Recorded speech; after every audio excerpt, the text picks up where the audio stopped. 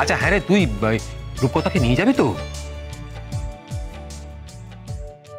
কই না তো, সেরকম তো কোনো প্ল্যান নেই আমার।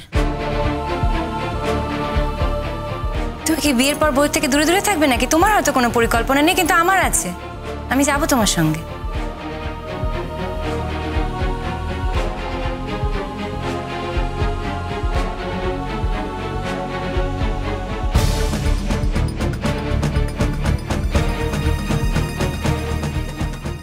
হয়তো আমি ওই কাজটার যোগ্য নই, কিন্তু তা বলে আমি যে তোমার সঙ্গে থাকার অযোগ্য সেটা তো তুমি এখনো বিবেচনা করনি, বলো?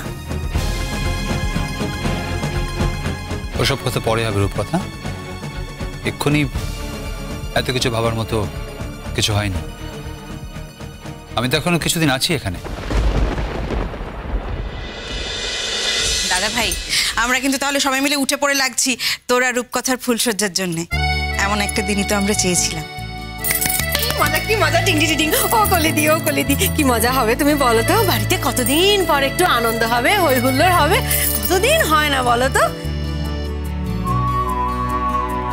ওই যে ধেই ধেই করে ফাংশন দেখতে যাওয়া, ওটাকে আবার আনন্দ বলে নাকি? ব্যাং। তারপরে কি সবাই মিলে একদিন আমরা হোটেলে গিয়ে খাওয়া দাওয়া করলাম, ও আবার কি আনন্দের ছিরি?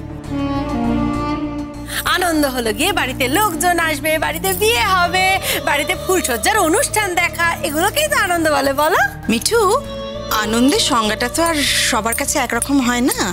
মানে তোমার যেটাতে আনন্দ হয় আমাদের সেটাতে নাও আনন্দ হতে পারে, আবার আমাদের যেটাতে আনন্দ হয় তোমার সেটাতে আনন্দ নাও হতে পারে। দেখো, আমাদের না ওটাতেও আনন্দ হয়েছিল, আবার এটাতেও আনন্দ হবে।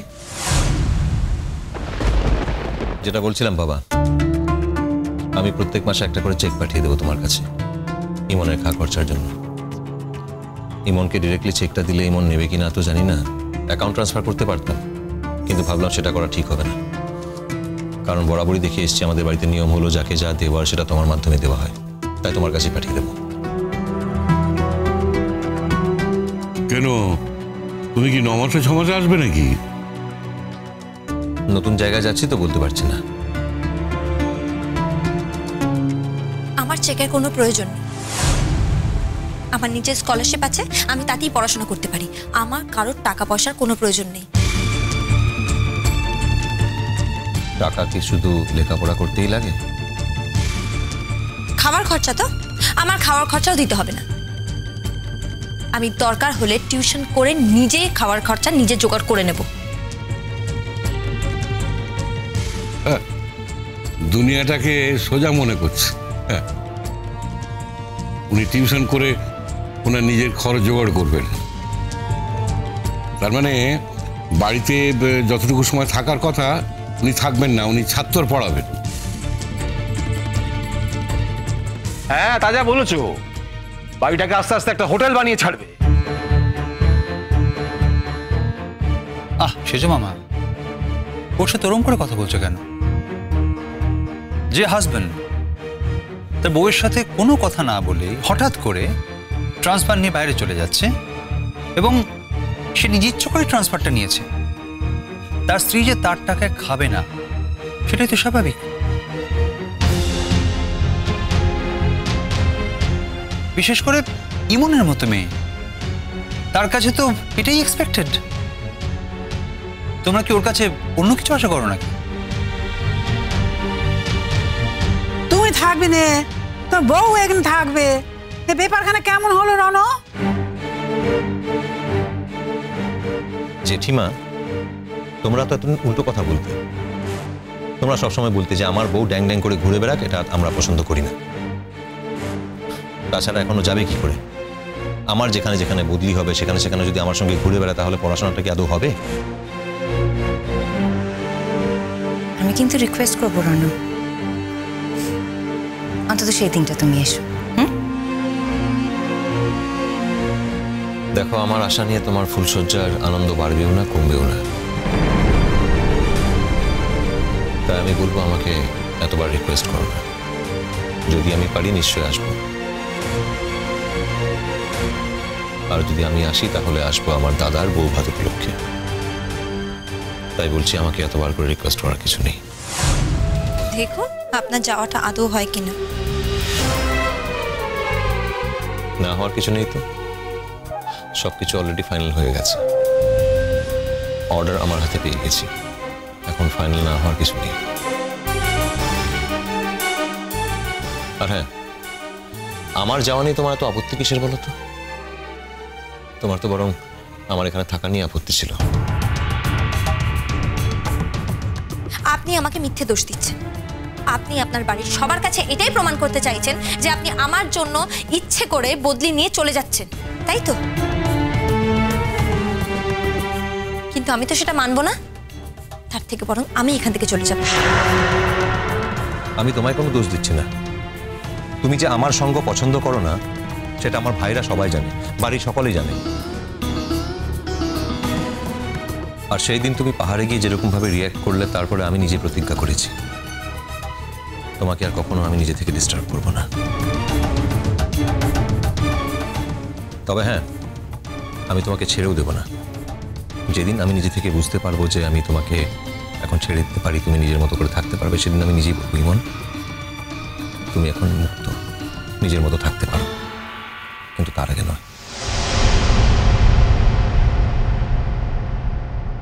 দেখো, আমি আমার বোঝাটাকে খুবই গুরুত্ব দিই, তাই আমি খুব ভালোভাবেই বুঝতে পারি যে তুমি আমার সঙ্গে কোনোদিনই পছন্দ করোনি, করবেও না। কিন্তু আমি সেই জন্য চলে যাচ্ছি তা কিন্তু নয় ইমন। আমি যে জায়গায় যাচ্ছি সেটা খুব একটা ডিফিকাল্ট এরিয়া, নানা রকম এক্সপিরিয়েন্স হবে, আমি সেজন্য যেতে চাইছি,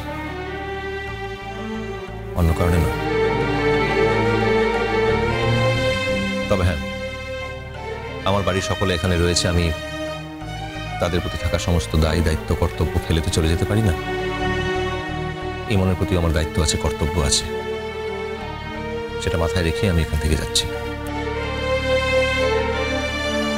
আর আমি যেখানে যাচ্ছি সেখানে আমি বিশেষ ফোন টোন ধরতে পারবো না, তাই আমাকে ফোন করার চেষ্টা করো না।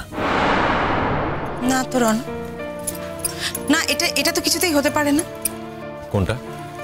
এইভাবে তুই আমাদের সকলের সঙ্গে যোগাযোগ বিচ্ছিন্ন করে চলে যেতে পারিস না। কে বললো যোগাযোগ বিচ্ছিন্ন করে চলে যাচ্ছি? আমি তো কাজে যাচ্ছি, নিজের ডিউটি করতে যাচ্ছি। কেউ চায় না আপনার ডিউটি। আমার আপনার ডিউটির কোনো প্রয়োজন নেই। আমি জানি আমার কাছ থেকে কখনোই তোমার কোনো কিছু প্রয়োজন হবে না, তাও আমার যতদিন মনে হবে, যতদিন প্রয়োজন মনে হবে, আমি আমার ডিউটি করব। তুমি জোর দিলেও কিছু হবে না। রন রন রন রন শোন শোন শোন, তোর সঙ্গে আমার একটু কথা আছে। কি ব্যাপারে? যদি আমার বদলি প্রসঙ্গে কোনো কথা বলার থাকে তাহলে আমি এটুকু বলবো যে এই বিষয়ে কথা বলার কোনো অবকাশ আর নেই। আপনার যদি যাওয়া হয় তাহলে আমার নাম ইমন ফিরিয়ে নামটা পাল্টে রাখবেন। এই চ্যালেঞ্জটাও আমি নিলাম। সব সময় আপনার জেদ খাটবে আর আমার খাটবে না, তা তো হতে পারে না। এ তো দেখছি তোমাদের মধ্যে মান অভিমান চলছে। রণ, এখন তো আর মান অভিমানের কোনো ব্যাপার নেই। তুমি ইমনকে বলো না সবটা মিটিয়ে নিতে। যত সমস্যা তো আমাকে নিয়ে ছিল। আমি তো তোমার দাদাভাইকে বলেইছি তোমার দাদাভাইয়ের সঙ্গে আমি চলে যাব, যত তাড়াতাড়ি সম্ভব তোমার দাদাভাই আমাকে এখান থেকে নিয়ে চলে যাবে পাহাড়ে। তাহলে এখন আর তো কোনো সমস্যাই রইল না।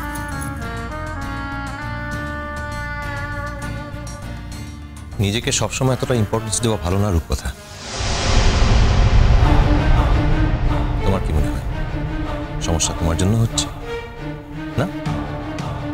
হ্যাঁ, সমস্যা হচ্ছে, সেটা হাজবেন্ড ওয়াইফের মধ্যে। আর এই সমস্যার মধ্যে তোমার নাক না গলানোই উচিত। তুমি বরঞ্চ নিজের নতুন সংসারটাকে নতুনভাবে গুছিয়ে নেওয়াতে মন দাও। আমার দেরি হয়ে যাচ্ছে, আসছি। রনু রনু, আমি বললাম না তোর সঙ্গে আমার খুব ইম্পর্টেন্ট একটা কথা আছে। দেখো দিদি ভাই, আমি তোমাকে আগেও বলেছি যদি আমার বদলি প্রসঙ্গে তোমার কোনো কথা বলার থাকে তাহলে সেই বিষয়ে কথা বলে কোনো লাভ হবে না। অর্ডার চলে এসছে, আমার হাতে চলে এসছে, আমি জাস্ট চার্জ হ্যান্ড ওভার করতে যাচ্ছি।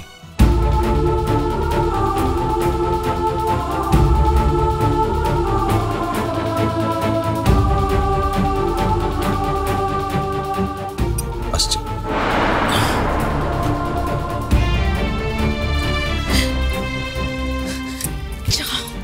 যা যেভাবে পারিস হাটকা ওকে।